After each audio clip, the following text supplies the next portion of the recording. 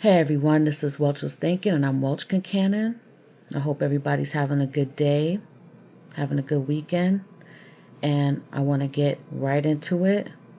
So, this is the Cole conspiracy. Yes, and this one's going to be controversial. I already know people are going to have a lot to say about it. That's fine.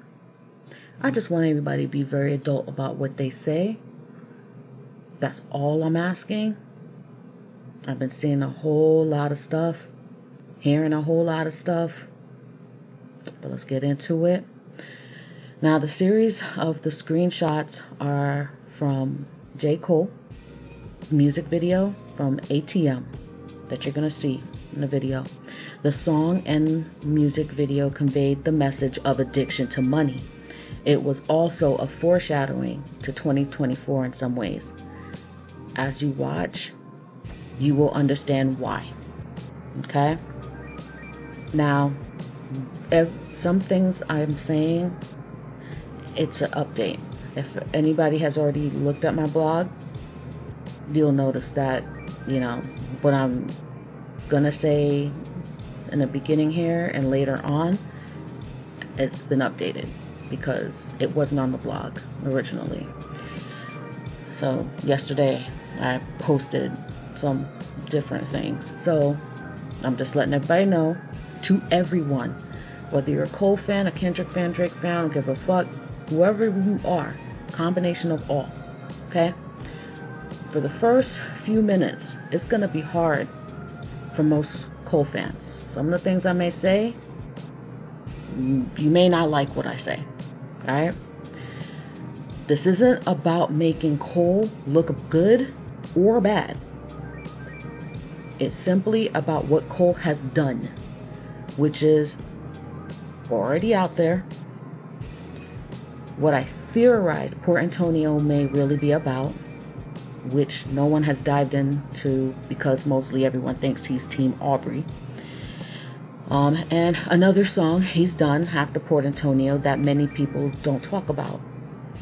I will also give an unpopular opinion at the end, since the new single for The Fall Off has come out, which is fine because in the end, we're supposed to agree to disagree, not get in our feelings, and be childishly reactionary. We're supposed to be adults. So with that said, let's play ball. Okay? Alright, now most of the YouTube world might as well create their own "We Don't Trust You" and "We Still Don't Trust You" albums about J. Cole. All right, he's spoken out of both sides of his neck and their eyes and ears, apologized one too many times, and doesn't stand on business. I understand. There have been some things, though, in my observations that might have been misconstrued. Might. Let's start with the apology at Dreamvillefest 2024. There was this rumor that Schoolboy Q warned Cole not to get in the battle between Dot and Aubrey. I don't believe that crap at all. Never did. First off, Kendrick wanted the smoke, wanted both of those mofos. Apparently, the original track to Euphoria was 19 minutes according to Punch from TDE. Dot has a lot to say. I remember djhed saying on The Bigger Picture, he spoke to Kendrick after the battle, after Not Like Us dropped on the phone. Dot was eating, and djhed said, "Hey bro, you won," or something like that. And Dot simply replied, "Yeah, for sure." Not sounding too excited. TDE also never confirmed the rumor that Cole was warned. It was true. I remember before hearing this on TBP, I said to my guy that J. Cole cheated K-Dot out of a real hearty victory because Drake was a cakewalk lyrically and musically, of course.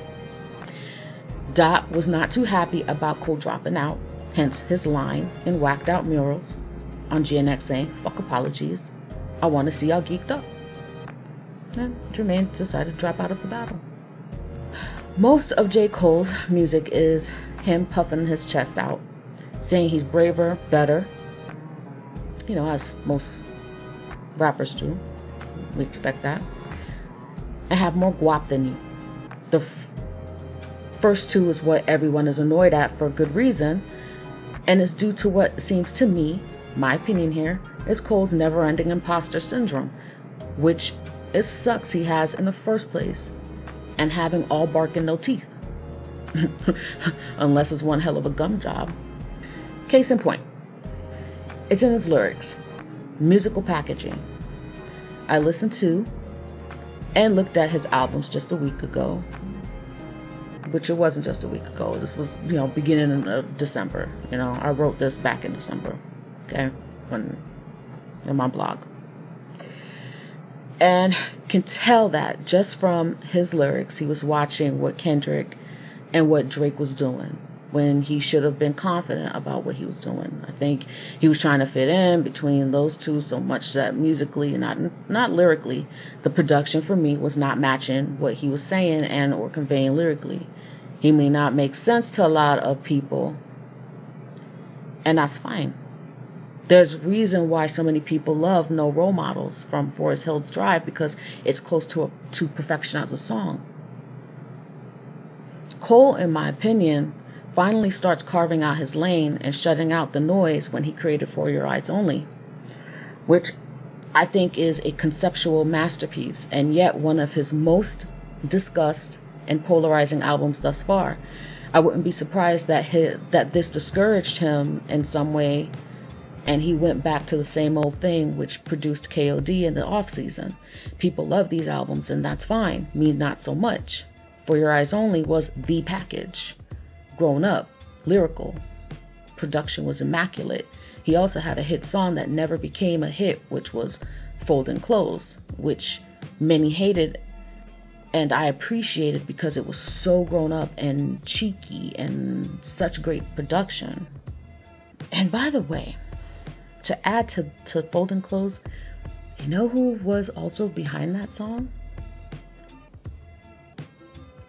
Steve Lacy. So anybody who had any, dissing that song, especially huge Dot fans out there, Steve Lacy helped create that song. Just so you know. Now, the reason why I say For Your Eyes Only was different from all the other albums he released is because he leaned heavily on the same subject matters.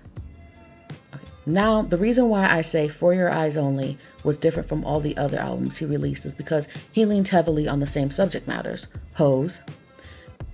I cheated, but ain't no one like you, babe. Best rapper. The Ville. Homies. Snakes. And money. Those are his topics, basically. And yes, there are some deep and thoughtful tracks he's created, so I will not say he hasn't done that, unlike Drake's one-note ass. I can't wait. I repeat, I can't wait to dig in on that mofo. I'm telling you, I haven't truly dug into him. I think if anybody thinks that I have not. I've purposely, I'm just going to slightly detour here. I've purposely mentioned him in sort of passing for a reason, because I feel like there's so much of him out there where it's like soul videos of him, and it's at this point, and I've wanted to have more of a focus on like Dot and more dives on the things that he's done or why he's done certain things, what certain things mean or whatever, for yada yada yada. But it's just, there's a reason for it, because I am actually building something up on that dude. on Aubrey, let's put it that way, because it's very difficult to talk about him. I not too long ago I finished his whole discography from front to back, because I didn't listen to that man, and let's just put it this way, it was like a depression dealing with him. I don't want to go into it. It was just god awful. So yeah. But let me go. Let me continue. For Your Eyes Only was refreshing to listen to, because it did seem like just he started to evolve his style into a more bohemian look. He was starting to step away from Kendrick and Aubrey. Right? So, sad thing is, as much as Cole wants to make people think he's this bohemian, humble type dude, he wasn't. Cussed out the Grammys because, quote, them crackers ain't never done nothing from me on 7 Minute Drill. The deleted diss track toward Kendricklamar. Right? He was seen going to a Tesla car dealer shop in Manhattan, for Christ's sakes, dressed humbly, put that in air quotes, and he was kicked out basically, and those people not knowing who he was. And let's face it, I was disgusted that he would be at a Tesla dealership for as intelligent as he is, but no. Just because a dude rides around a city on a bike wearing dreadlocks looking very much like one of us doesn't mean he isn't every bit the money-spending shallow celebrity he probably is. But hey, even how he dressed when he first came out with his mixtape, that's who he probably is still at his core. But needed to stand out in some way. Just probably a little more responsible with his money now. However, the costume he wears doesn't work on many people. And that's true, That could be the truth of it all, whether people like it or not.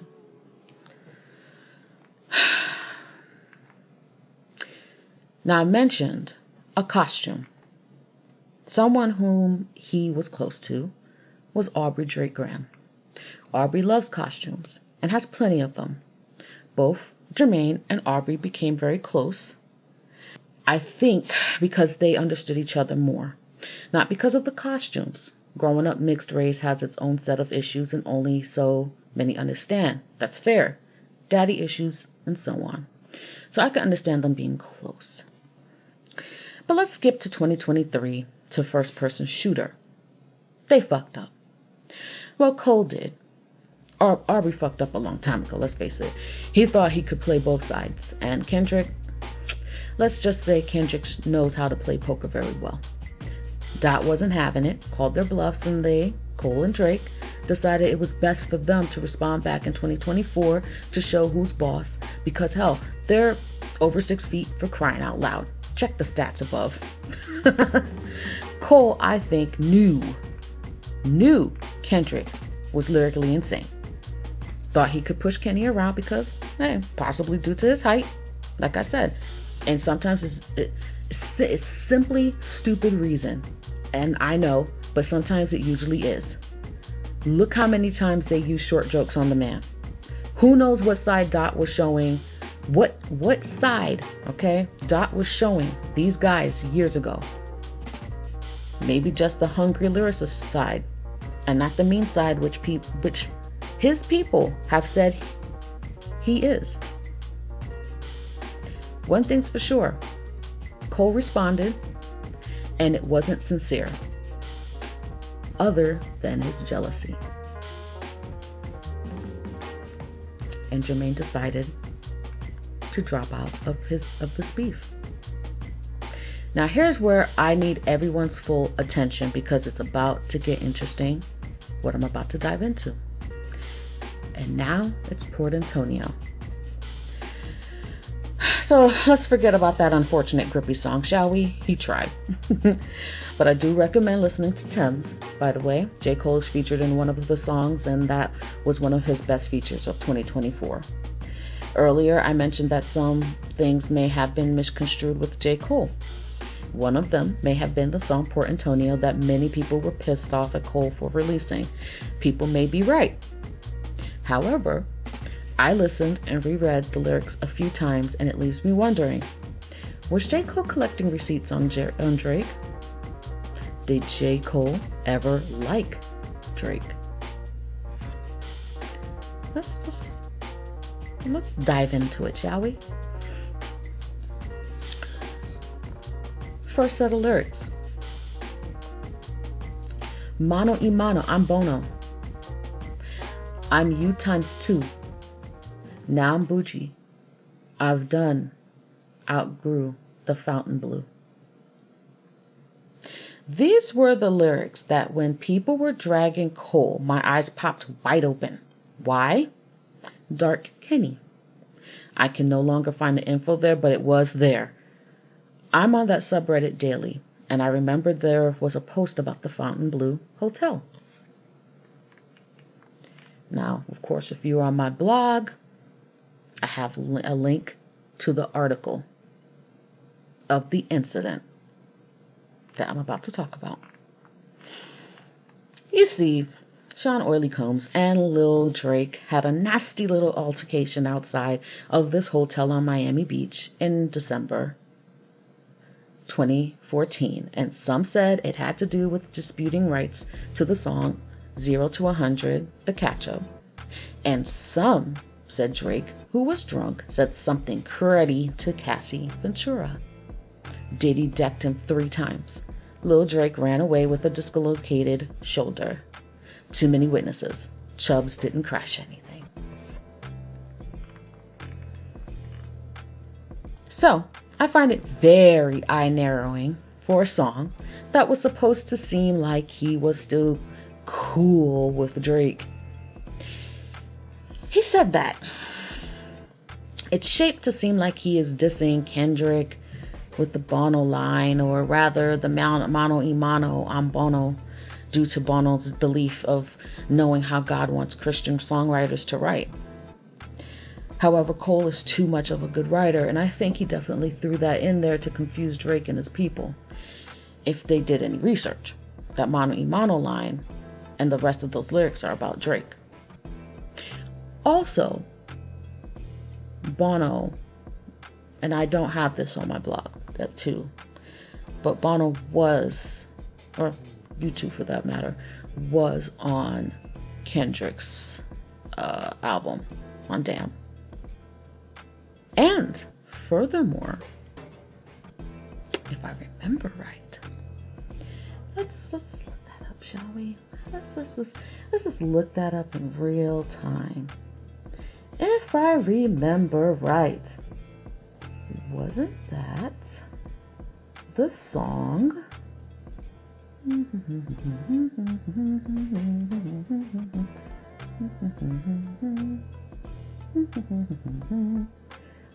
The song that Bono was on was XXX. I guess I need to update my blog again.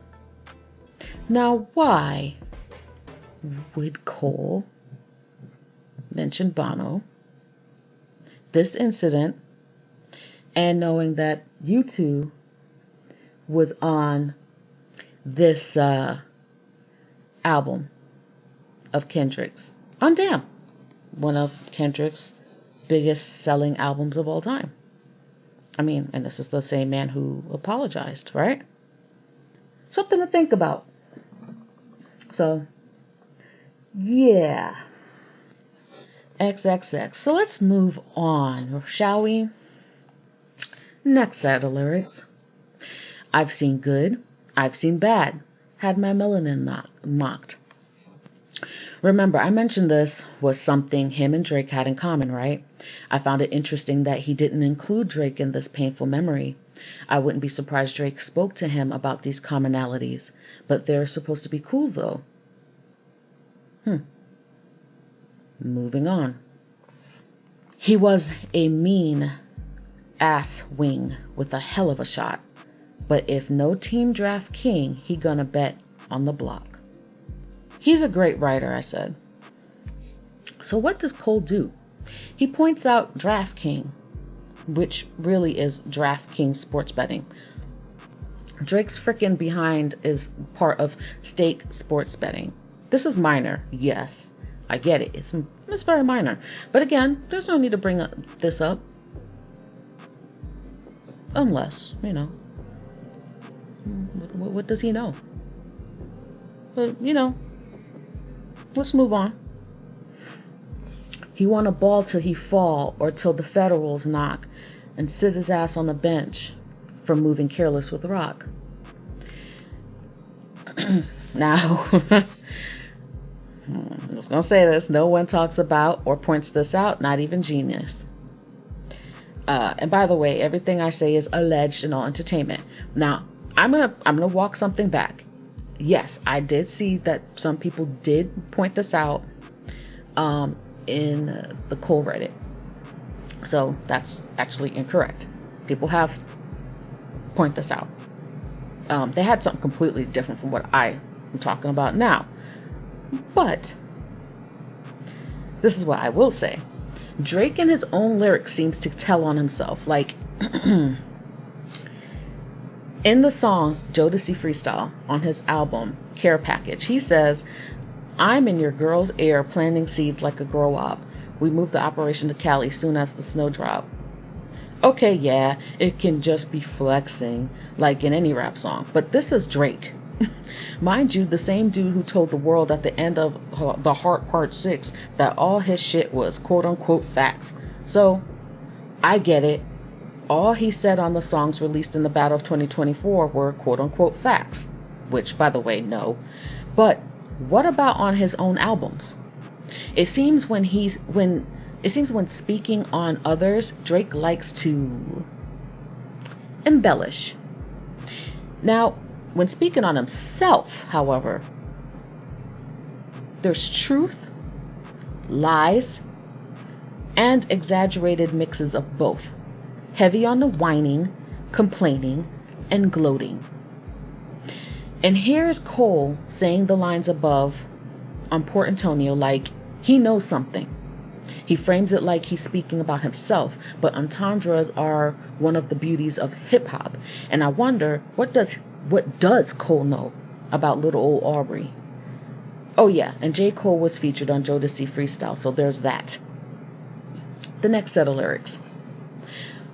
But the rapping gave you some positive thoughts, so you jot them down. You jot them down. Once again, disguised as speaking about himself, but definitely talking about Drake. Cole cleverly mentions jot, and most of us know it simply as writing something down quickly so not to forget. However, jot has another meaning.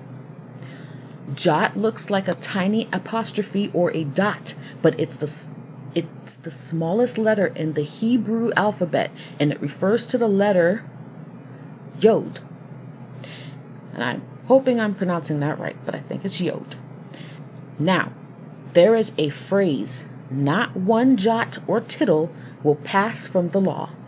Matthew 5:18, which means that not even the smallest detail or part of God's law will disappear until everything is fulfilled, emphasizing its complete and lasting authority. Drake may have had a bar mitzvah, but he probably doesn't know or understand Hebrew or probably much of anything to do with his Jewish heritage. Also, to jot him down with the meaning I provided, it comes off like Cole is saying Aubrey memorizes scripts/lyrics, or what's given to him, if you get what I'm saying. But I can play devil's advocate, of course. Alright? Just like Cole told Kendrick to pretty much get his blows in since he dropped out of the battle, Cole may have taken it up himself to throw tiny subs as a distraction that he was talking about Drake. So with this jot line, a jot in Hebrew also looks like a dot. Haha. And with the phrase could have been speaking to both Kendrick and Drake, like, don't worry, I'm still coming for the crown, but on my terms, not yours or anyone else. We will see though. Y'all niggas ain't stopping me. Y'all niggas ain't stopping me. He was clearly speaking about all the critics, those who spoke negatively since 7 Minute Drill. Notice I didn't say since the apology.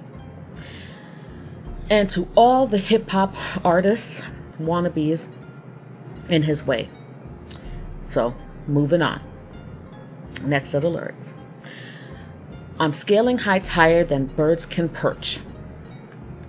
Oh yeah, someone is flexing on Drake. Again, is there a reason for this? I think so, and these words that keep echoing in my head from Kendrick, you did Cole foul, I don't know why you still pretending.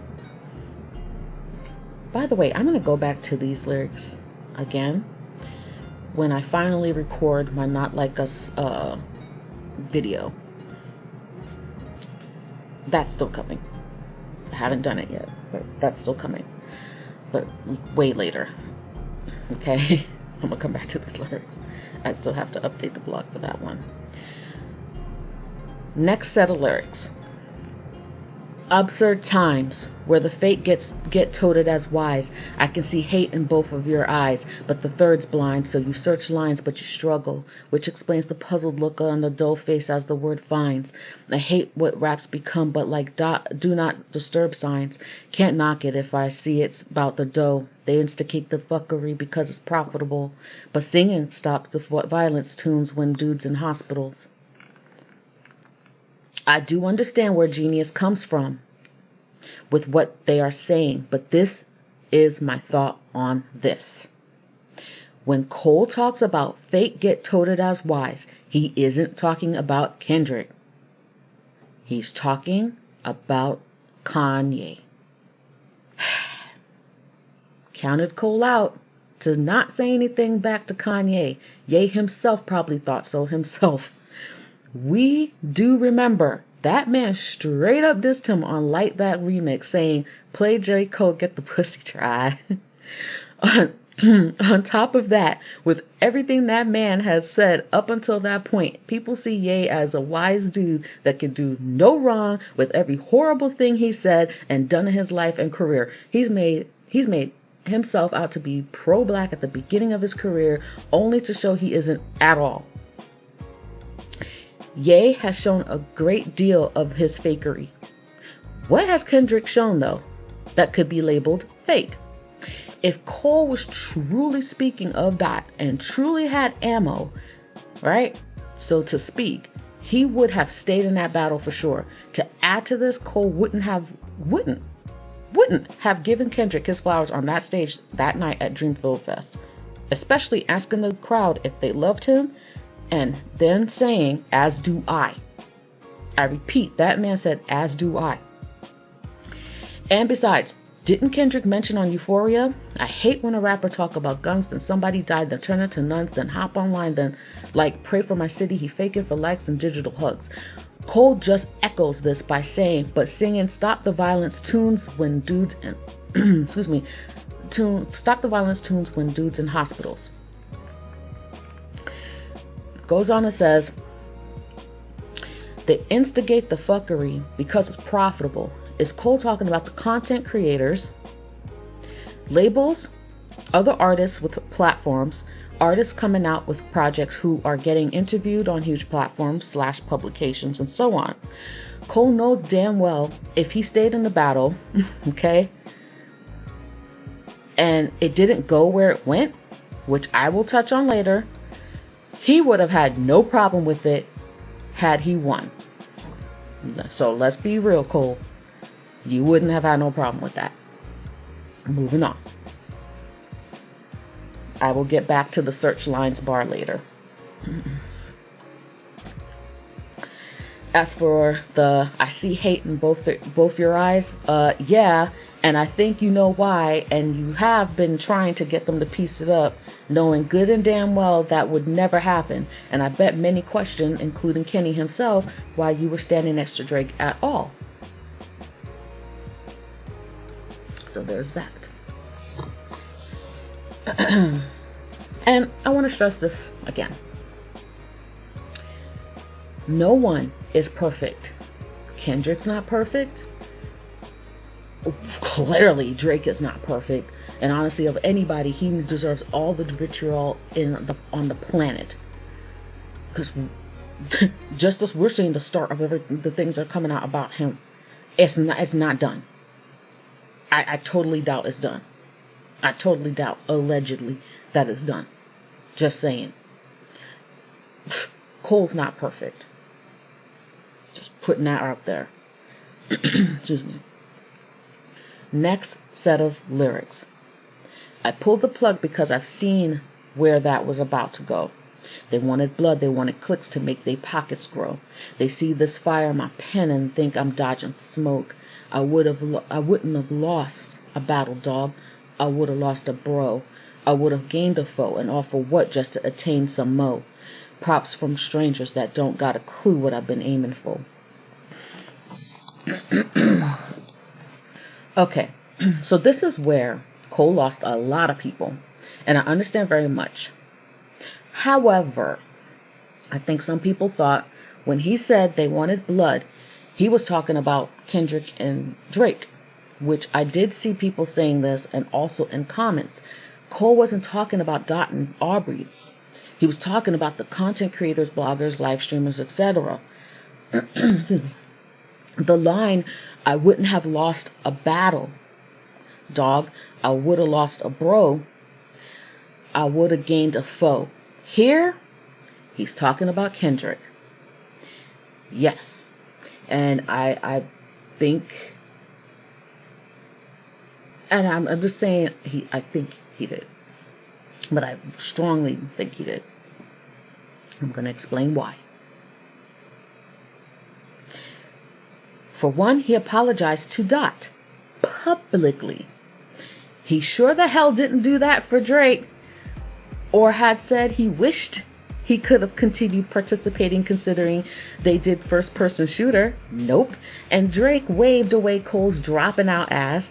By the way, interesting, in the latest BS with 21 Savage, him trying to get everyone together, there was absolutely no mention of J. Cole. Just saying. I get it. He's not a trap musician per se or whatever, but something to think about for 2 minutes. Okay? Also, the other reason it seems this line is about Kendrick is the use of Dawg. Kendrick says Dawg a great deal in his songs with this spelling. If you didn't know before, you know now, and you won't be able to unsee and unhear it. Now, I understand Lil Aubrey says dog as well. However, the vernacular is different though, as for the most part, dog is used mostly in the West Coast. And some will say that dog, specifically with the spelling of how dog is, and the vernacular, was actually a Mexican creation. Just so you know. Okay? Actually, it's the next set of lyrics. I'm sorry. If that means I gotta dig up the dirt and pay the whole team of algorithm bot niggas that just to sway the whole thing on social media competing for your favorable memes. Who the hell else was he talking about? Definitely not no fucking Kendrick.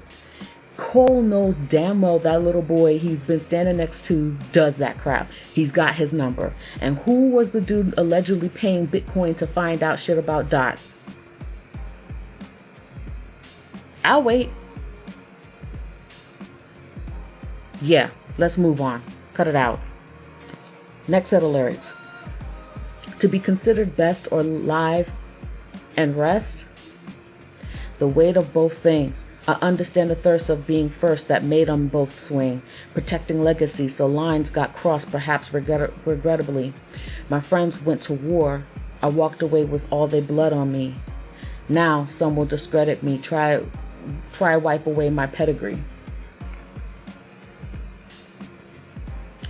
The other set of lyrics that infuriated people so much, and I agree, this is where Cole is muddying the waters a bit, in my opinion, trying to make the song seem biased, but he still came away sounding like a victim. The reality was he really wanted them all to get along. But Cole, I'm looking, and I'm talking to you, Cole, how can you want that when it seems, and I don't know entirely, of course, I don't know this, I don't know you people, but it appears that you seem to be an instigator, an envious person in the situation over a decade or so ago. as I always say in all my blog posts, I can be wrong. I could be wrong, but that's what it looks like. What's clear is you see them as your friends at the time of creating the song. I will say more about this later. Let's move on. They stripped me of my spot, and now I'm finally free, my nigga. Cole came to the realization that he no longer cares about the spot. Now, this is why I started the blog the way I did. Okay? I wanted to speak on the albums that I felt were J. Cole trying to fit into the musical landscape back then, trying to be someone he really wasn't because he was too busy watching what Kendrick and Drake was doing, in my opinion. So, for me, when listening to him, I felt there was a big percentage that wasn't him. And those albums people seem to like a great deal. Then he releases For Your Eyes Only, and that was really him, shutting out the noise and completely focused on being an artist like he should have been. What I mean by noise is a couple of things. Seemingly not caring about comparisons because he created a work that sounded like J. Cole, a J. Cole album through and through, and it being a wonderful, cohesive album. So now Cole, it seems, doesn't feel the pressure anymore, and he's fine with it. With the song Clouds, it just might be the case, because that's one hell of a song compared to what he released prior. And you want to know what's funny about that? What exactly did he do? He basically shut out the noise. He went ghost. He stopped. It seems like he just stopped talking. He went quiet. Everything everybody wanted Drake to do. Ain't that some shit? Next set of lyrics. My dog texted me. I'll share the words he said to me. If you refuse to shoot the gun, don't mean the gun ain't deadly. I guess in that metaphor, hypothetically, the gun is me. I text him back like, guess a gun ain't what I'm trying to be. Now that I think he was talking to Kendrick when he mentioned Dawg, could it be possible that Kendrick had a conversation with Cole? If it was the case that Dot and Drake had discussed the parameters for the battle, which was not to mention family, then it's likely that Dot and Cole spoke after the apology. Like I said before, Dot wanted to battle Cole. If I follow what Cole's Dawg was saying, he was trying to instill some friggin' confidence in him, hype him up. But no dice. Cole didn't want none of that. He didn't want to be the gun. Although he did shoot first and second. First with Drake, first person shooter, and then with 7 Minute Drill. Hence, again, fuck apologies. I want to see y'all geeked up. And hence, Dot was disappointed, and then that response to djhed. I guess allegedly, right? Next set of lyrics. They say I'm picking sides, don't lie on me, my nigga. Then start another war, Drake, you always be my nigga. I ain't ashamed to say you did a lot for me, my nigga. Fuck all the narratives. This was smooth, but so many people were pissed at this. This is also where my ears started to perk up more, because I knew there was something more to this. First off, just like most of us Kendrick Lamar fans hate when people look at Kenny like he is some linear lyricist, J. Cole is definitely not one of them. And my eyes narrowed. Like, something's up here. What am I missing? What am I missing? When he said picking sides, he's right. He didn't at the time. Drake fans thought he chose Kendrick because he dropped out, praised and apologized to Dot. I'm also going to add, which I did not add in my blog, Dot fans thought he was picking Drake because he went at Dot on 7 Minute Drill. Okay?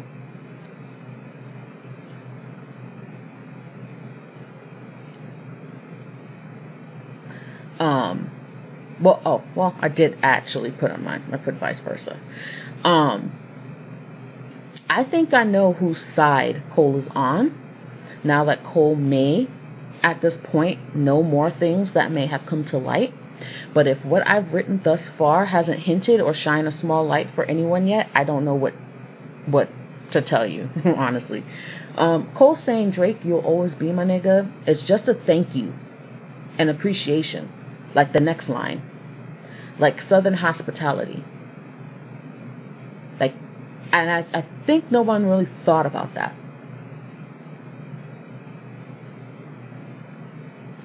And I think it's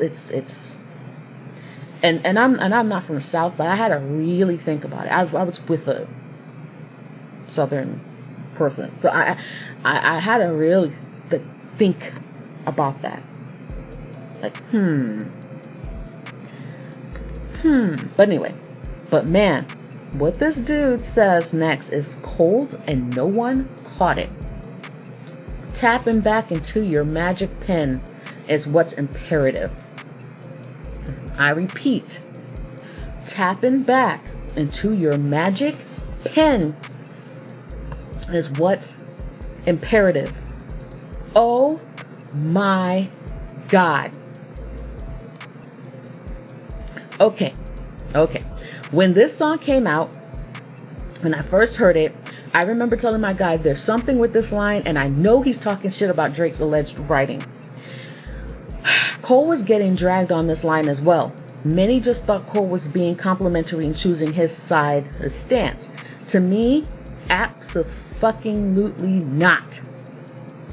If you went on my blog, I have the full video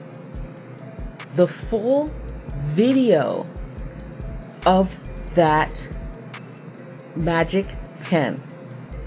Okay? I honestly want people to go to the blog and watch it to understand what I'm talking about. But I will explain. Magic pens are special ink that disappear or change color, creating effects like 3D art, instant color shifts, or secret messages. Leaves no mess. Kids use this for practicing handwriting, tracing, and such. Disappearing, right? Color change. The entendres don't even end, they don't end there. Okay? The thing is the invisible ink. Ghosts, by definition, are invisible or barely visible.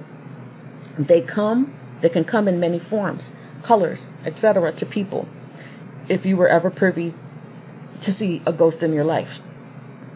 Cole straight dissed this man by proverbially grabbing him by the shoulders and telling him it's important for him to get back to working with his ghostwriters because he knows. Thank you for your assistance. And yeah, we got to get back to being at peace, whatever the fuck that ever was. Being artists, inspiring minds, and all that. But you go back and work with your ghostwriters and code switch because, quite frankly, we may never speak again. With love, Cole out. See ya. Magic pen, my rasshole. With everything that has come out, yeah, okay, ain't no way Cole is saying Drake is the author of his own music. Too many ghostwriters for Drake would come out and peekaboo his ass into a lawsuit of their own. Oh my God. And the thing is, there is probably more to that line I'm not even thinking of now. If anyone sees it, comment and we can all discuss it. I'm telling you, that to me was probably the biggest, craziest line of them all. And the thing is, magic pens was something that if you were born in the 80s, this was a thing that a lot of kids wanted. 80s into the early 90s, the kids wanted those magic pens. Growing up, I wanted a magic pen, okay? A lot of us wanted magic pens. So a lot of people who were born maybe in the 2000s, maybe later in the 90s, probably don't even have no clue what magic pens were.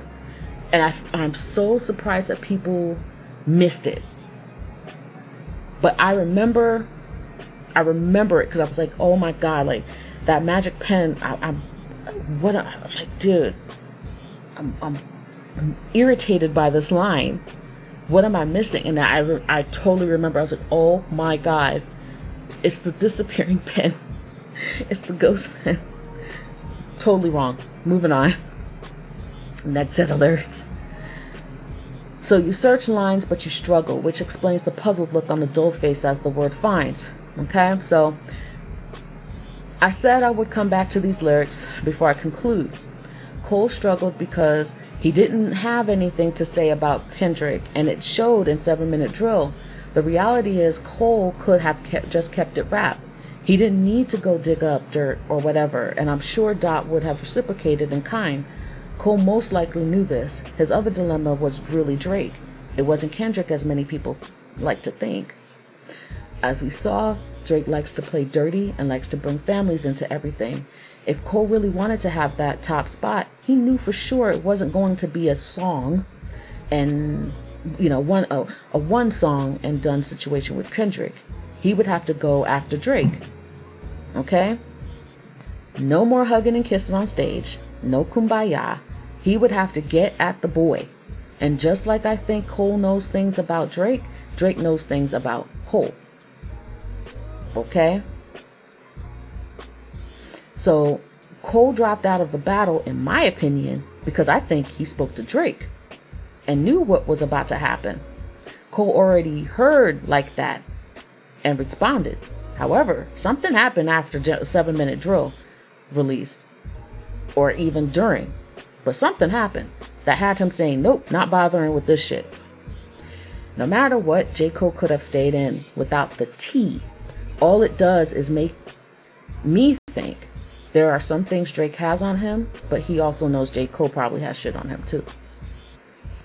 Which I feel that I think it went over a lot of people's head.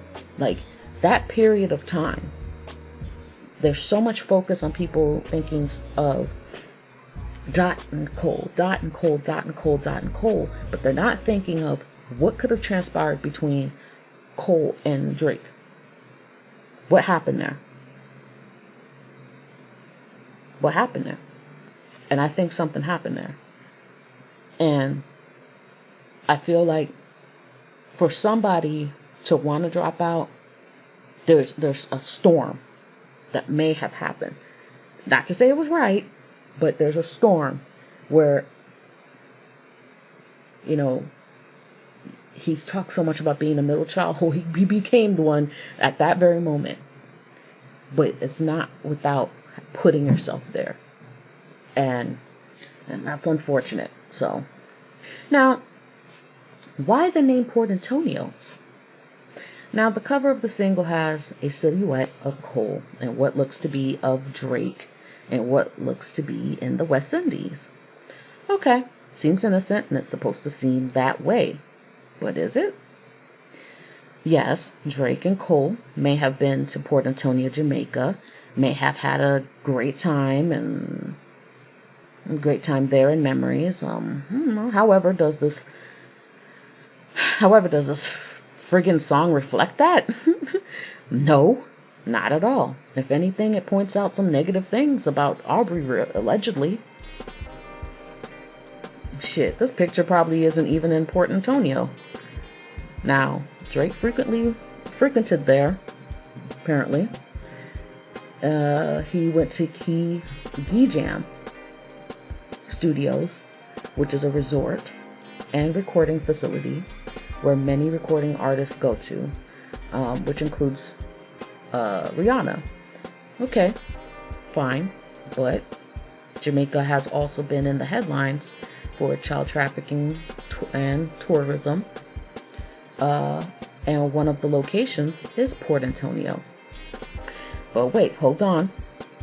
Apparently, Kendrick also recorded at geejamstudios as well, but it seems like he hasn't completed any works there. Drake has though, which was Thank Me Later between 2009 and 2010. Kendrick didn't meet Drake until 2011. However, J. Cole knew Drake from around 2008 to 2009. So again, what does Jermaine know? Could the title of the song be just part of a good memory or memories or something deeper? I wouldn't be surprised if J. Cole purposely made it look like he was a quote-unquote victim in all of this and a quote-unquote punk or whatever. It could be some sort of strategy for Drake to come out and diss him outright because Drake may see him, Cole, as weak now. Because y'all know Drake is pissed at him, right? Y'all do know that. Let's be for real. Cole left him all alone to face the boogeyman. What I think is J. Cole is most likely very prepared for Drake if he tries. If he really tries him. And I think he wants that. And just because Cole follows both men on Instagram doesn't mean they fuck with him.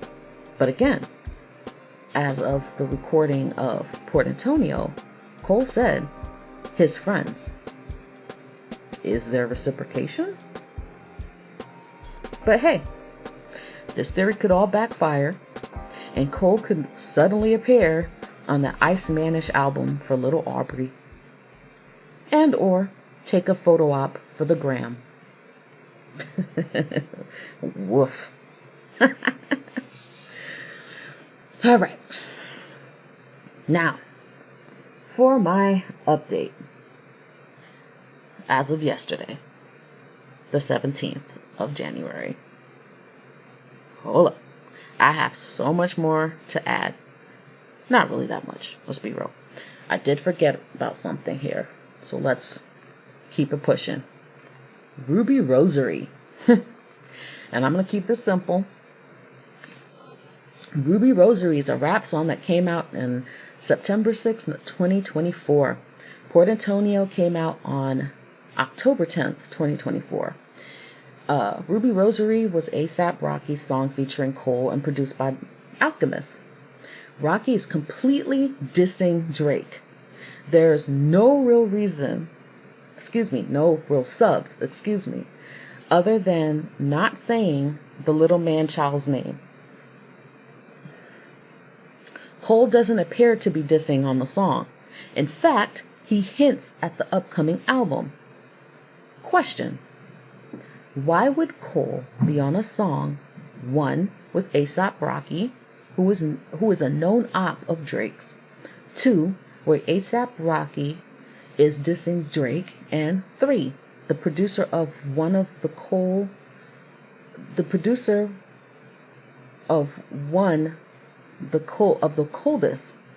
diss tracks of all time, is the featured producer on the track. If, for argument's sake, Drake and Cole are close with each other, we know how Drakey Poo feels about loyalty, reminiscent of djhed. You must be all about him. It's not particularly reciprocated, especially if you're talented and better than him. But as I always say, I could be wrong. Now, my final thoughts. There are many people who are very passionate about J. Cole, about the fall off and the new song and video he released. Nicest way for me to say it. I will say this. It's 2026. We have real world shit going on. Like, we may not have too long even to have the freedom to express ourselves the way we do right at this moment. If our administration doesn't start getting their shit together, in some ways it may be too late for that. I'm saying this because I can point out so many other things, so many other people rather, who deserve so much more vitriol than someone who throughout his career said he was about the smoke, decided he didn't want the smoke for whatever his reasons are or were, apologized to Kendrick, might possibly still poke the bear by saying he's the greatest on the fall off, maybe some sort of Judas and untrustworthy, and as I said before, talking on both sides of his neck. Excuse me. The dedication and frustration I've seen and heard regarding J. Cole is unfortunate, and all fan bases involved need to cut it out, especially when it's whole adults who are doing this. We have rappers out here who have been willing to sell out black folks and have no qualms doing so. Bullying, and for what? So they can shuck and jive and make it look like they're on their side. Rappers out here committing crimes, rappers out here treating women and their children like shit, saying horrible shit about them, to them. I think that energy is best service on them. It's easy to dump on Cole. There's nothing wrong about being disappointed about J. Cole not being in the battle, or beef rather. But for some people to have listened to the newest song once to a handful of times and then say it wasn't very good, or comparing it to Nas or Dot when he's been speaking of his plan of action since the beginning, not just in one song or an album, but throughout the majority of his albums.